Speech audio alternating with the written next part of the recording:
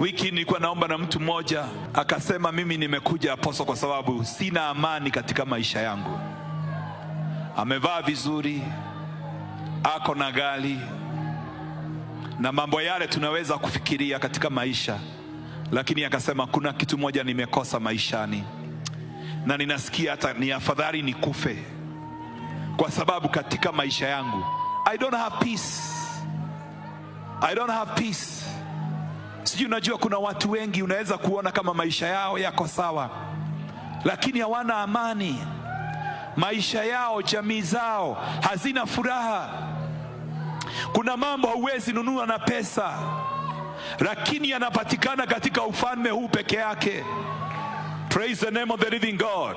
Hallelujah. Kuna mambo, so tunapoongea juu ya ufalme na ufanisi, usione tu pesa na mali.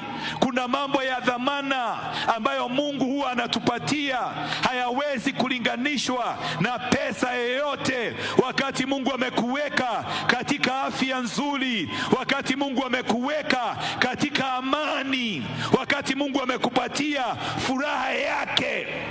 Sijui kama unajua, hata shetani akitaka kupigana na wewe, kitu cha kwanza anachoondoa ni furaha. Because the joy of the Lord is your strength. Na ukiwa hauna hiyo furaha, hata kupigana vita hauwezi. Hakuna kitu ambacho kinapendeza wakati hiyo furaha, wakati hiyo amani imeondoka. Oh my God. Lakini katika ufalme huu, the Bible says the peace that passeth all understanding. Yani katika ufalme huu kuna furaha, kuna amani nyingine ambayo inapita fahamu za wanadamu. Yani watu wanakuangalia mpaka wanashangaa, huyu naye ako na amani namna gani? Wanaweza angalia waone kama hauna mambo makubwa, lakini amani ulio nayo ni amani ya ajabu. Inapatikana katika ufalme huu peke yake. Nikwambia, kuna wakati Mungu alinionyesha ndoto. Wakati wa maisha yangu nilikuwa na changamoto nyingi, but there was a lot of peace. Then nikachukuliwa ndoto, nikapelekwa kwetu nyumbani. Wakati wa tukuwa tumelima shamba yote. Shamba yetu ni kubwa kidogo, so kuna sehemu ilikuwa ya kulisha mifugo. Na kuna wanyama tulikuwa tunaita ngali. Ngali ni anaitwa nini na Kiswahili? Anti-bear. Huwa wanachimba mashimo. Sasa nikaona katika hiyo ndoto watu wamepanga raini kwa hiyo shimo, na ni kwa kichaka. Na mmoja aliyekuwa katika hiyo raini alikuwa rais wetu wa wakati huo. Hakuna hata haja nimtaje jina. Alikuwa kwa hiyo shimo. Yani it is a very humbling place. But Mungu akaniambia, korwo thai wonekanaga kuu marima-ini ma ngari, ona thamaki nikuo mangithiaga.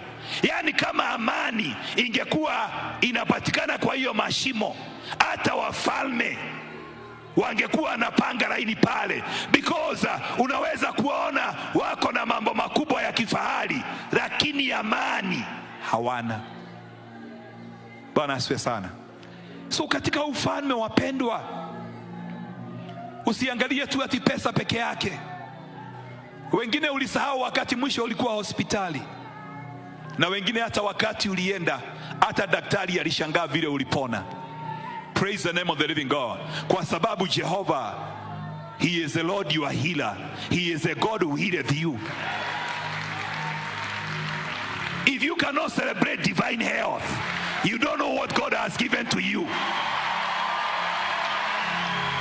It is a treasure. You don't know what you have. That in that single room, you have so much joy. Praise the name of the living God. Hallelujah. Wakati wa Mungu alikuwa ananizungumzia, nilikuwa nalala njaa na sio fasting. Lakini wacha nikwambie, nilikuwa nacheka kwa blanketi. Kaigua kikeno kingi. Yani nasikia kifuraha ingine sio ya kawaida.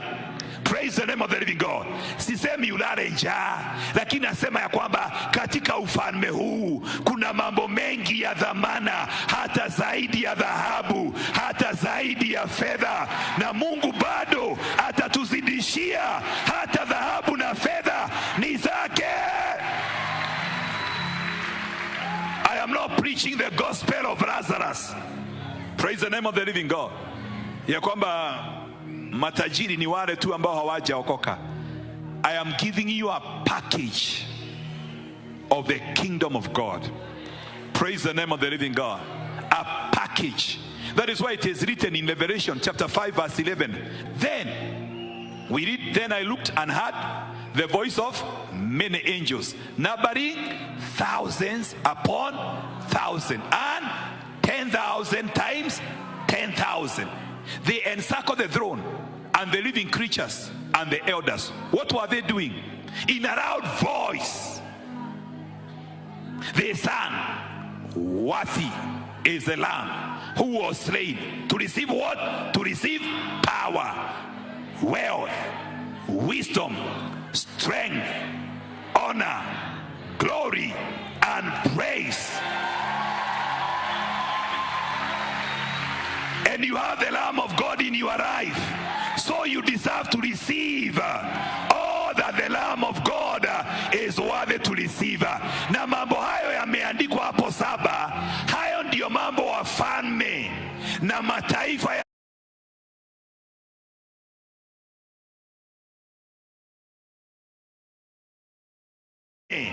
na mataifa ya dunia yanatafuta, lakini ni moja tu, ni mfalme moja tu ambaye anastahili kuyapokea.